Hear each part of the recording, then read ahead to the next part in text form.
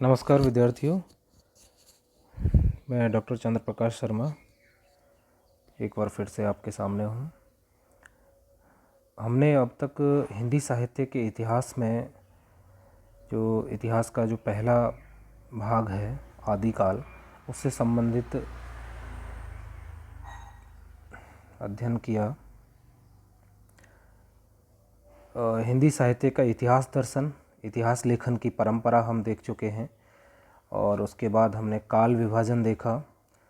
काल विभाजन के पश्चात हमने आदिकाल, कालों के नामकरण और विभिन्न नामकरणों के पीछे विद्वानों के मत, इन सब को पढ़ा है। अब उसके पश्चात हम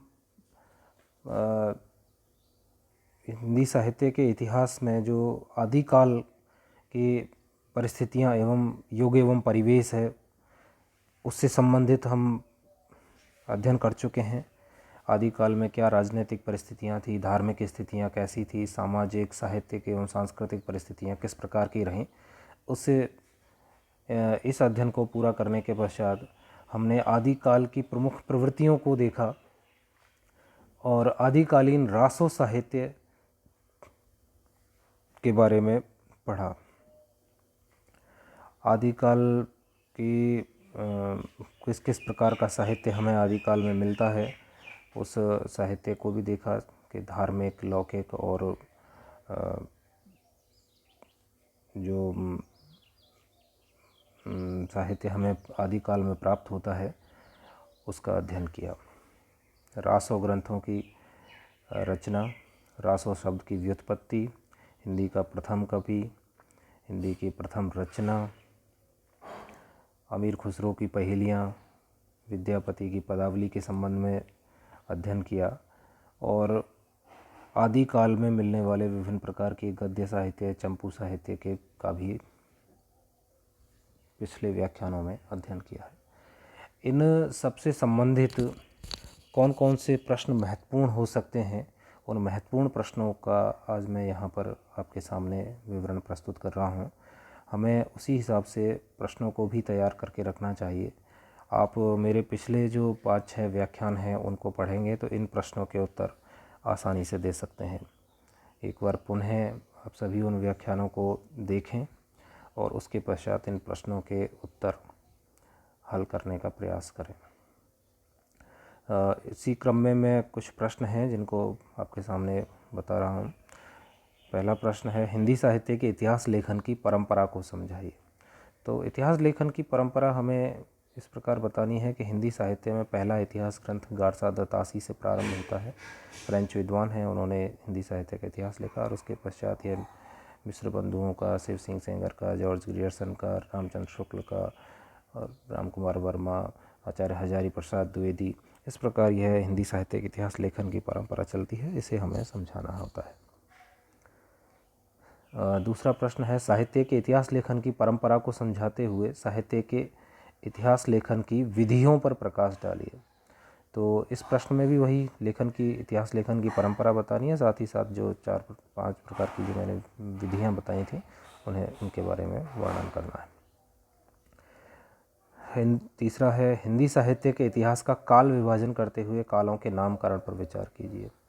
जो विभिन्न विद्वानों ने हिंदी साहित्य के इतिहास में काल विभाजन किया है उसको बताना है, उनका समय निर्धारित करना है और कौन कौन से कालों के किन किन विद्वानों ने क्या नाम लिखे हैं उन्हें इस प्रश्न में उत्तर करना है। साहित्य के इतिहास लेखन की आवश्यकता पर विचार करते हुए हिंदी साहित्य के इतिहास का काल विभाजन कीजिए। इसमें भी लगभग वही उत्तर होगा और आवश्यकता अवश्य बतानी होगी कि हिंदी साहित्य का जो इतिहास लेखन है वो क्यों आवश्यक है। अगला प्रश्न भी इसी तरह का, ये हिंदी साहित्य के इतिहास का काल विभाजन व नामकरण पर प्रकाश डालिए। तो विभिन्न विद्वानों ने जितने भी नाम प्रस्तुत किए हैं उनका नामकरण बताते हुए काल विभाजन करना है। आचार्य शुक्ल के द्वारा किए गए काल विभाजन को समझाइए, यह अगला प्रश्न है। अन्य महत्वपूर्ण प्रश्न आपके सामने हैं। हिंदी साहित्य के इतिहास को विभिन्न विद्वानों ने कितने कालखंडों में बांटा है? काल विभाजन संबंधित विभिन्न मतों को स्पष्ट कीजिए। हिंदी साहित्य के इतिहास के काल विभाजन, समय सीमा व नामकरण पर प्रकाश डालिए। आदिकाल नामकरण पर विचार करते हुए आदिकाल नामकरण की सार्थकता स्पष्ट कीजिए। नामकरण पर विचार करना है और नामकरण की सार्थकता अर्थात आदिकाल क्यों रखा जाना चाहिए, इसके पीछे क्या तर्क हो सकता है, इसको स्पष्ट करना है। आदिकाल के साहित्य का उल्लेख करते हुए आदिकालीन साहित्य की प्रवृत्तियों पर प्रकाश डालिए। इसमें आदिकालीन साहित्य को बताना है कि इसमें किस प्रकार लौकिक, धार्मिक और रासो साहित्य लिखा गया और वह उस साहित्य की क्या प्रमुख प्रवृत्तियां निकल करके आती हैं, उन पर विचार करना है। आदिकालीन साहित्य तत्कालीन युग एवं परिवेश की उपज है, यह कथन है, इसको स्पष्ट करना है। यानी कि इसमें राजनीतिक, धार्मिक, सांस्कृतिक और साहित्यिक परिवेश को बताते हुए हमें आदिकालीन साहित्य को समझाना है। रासो शब्द की व्युत्पत्ति को समझाते हुए आदिकालीन रासो ग्रंथों का विवरण प्रस्तुत कीजिए। रासो शब्द का जो विकास है वो कैसे हुआ है, रासक से, रसायन से, जो विभिन्न विद्वानों के मत मैंने आपको व्याख्यान में समझाए थे, उनको यहाँ पर स्पष्ट करना है। अगला प्रश्न है आदिकालीन सिद्ध, नाथ, जैन तथा बौद्ध साहित्य पर प्रकाश डालिए। आदिकाल का जो धार्मिक साहित्य मिलता है उसमें सिद्धों द्वारा लिखा गया, नाथ और जैन और बौद्धों के द्वारा लिखे गए साहित्य और उस साहित्य के महत्व पर इसमें प्रकाश डालना है। अगला प्रश्न है आदिकालीन अपभ्रंश साहित्य के साथ साथ हिंदी अपना विकास कर रही है, इस कथन को स्पष्ट कीजिए। तो जैन कवियों ने, जैन मुनियों ने अपभ्रंश का साहित्य लिखा है, उस साहित्य के आलोक में हिंदी का विकास भी दिखाना है। हिंदी के प्रथम कवि तथा प्रथम रचना पर विचार करते हुए रासो काव्यों पर विचार कीजिए। ये भी मैं स्पष्ट कर चुका हूँ। हिंदी के प्रथम कवि सरहपाद को माना जाता है और हिंदी की प्रथम रचना देवसेन कृत श्रावकाचार को माना जाता है। इन सब पर विचार करते हुए जो 6 प्रमुख रासो ग्रंथ हैं उनका विवरण प्रस्तुत करना होता है इस प्रश्न में। रासो ग्रंथों की प्रामाणिकता पर विचार कीजिए। प्रामाणिकता और अप्रामाणिकता का प्रश्न बहुत ही बड़ा है रासो ग्रंथों के लिए। कौन से ग्रंथ संदिग्ध हैं, कौन से जाली हैं, कौन से प्रक्षिप्त अंश ज़्यादा हैं, इन सब पर विचार यहाँ किया जाना है। रासो ग्रंथों में विसलदेव रासो और पृथ्वीराज रासो प्रसिद्ध रहे, स्पष्ट कीजिए। रासो ग्रंथों में जो मूल पाठ जिनके मिलते हैं और जिनकी प्रसिद्धि ज़्यादा हुई है वो 2 ही ग्रंथ हैं, विसलदेव रासो और पृथ्वीराज रासो। विसलदेव रासो श्रृंगारिक रचना है और पृथ्वीराज रासो में युद्ध वर्णन अधिक हैं और श्रृंगार के भी कुछ स्थानों पर पुट मिलते हैं।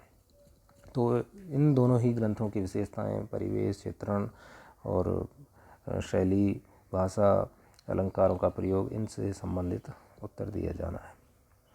आदिकालीन लौकिक साहित्य पर प्रकाश डालिए है अगला प्रश्न है। लौकिक साहित्य में ढोला, मारूरा, दूहा, विद्यापति की पदावली, अमीर खुसरो की पहेलियाँ और अन्य कृतियाँ मिलती हैं जिनको हमें इसमें रखना है। अगला प्रश्न है ढोला, मारूरा, दूहा राजस्थानी लोक गाथा है, समझाइए।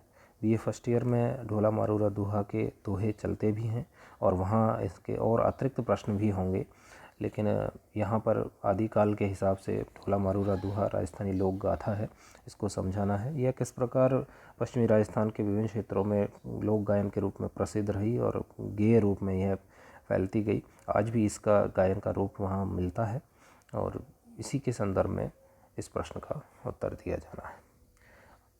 आज के लिए ये महत्वपूर्ण प्रश्न है, ये असाइनमेंट के रूप में आपको कार्य दिया जा रहा है।